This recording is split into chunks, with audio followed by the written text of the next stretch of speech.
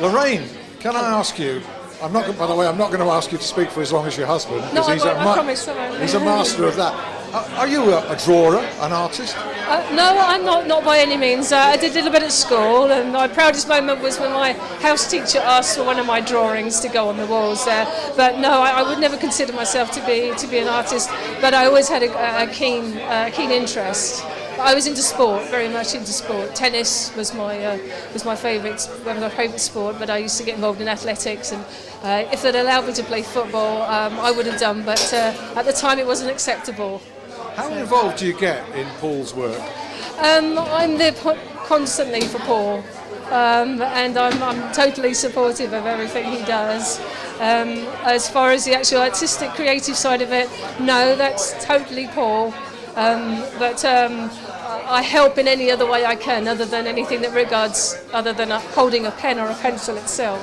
With all artists, with all people who could be labelled a genius, as Paul could fairly be labelled, there are often crises for people of that level of ability, crisis of confidence or whatever. Did you ever have that with Paul? No, Paul has always believed in his ability 100%, and I think it's always good to have a balance as well. So if I think that something's been not quite right, he'll always ask my opinion. You know, Paul, he's not one to say this is right, I don't care what your opinion is. He will always say, ask me what my opinion is, and if I make a comment, he will say, yes, you're right.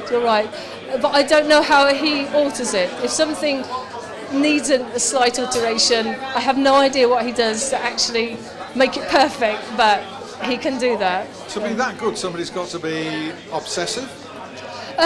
No, I wouldn't call him obsessive. It's gifted.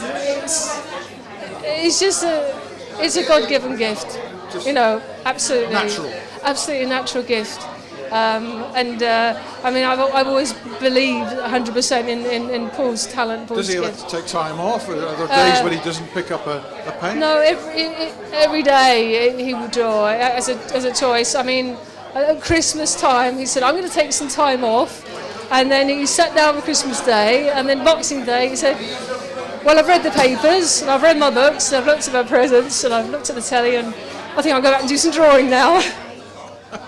Lorraine, thanks ever so much. It's been a pleasure to come here and see Paul's work. It's wonderful. I'm very proud. Really. I bet you are. What's your favourite? Have you got a favourite?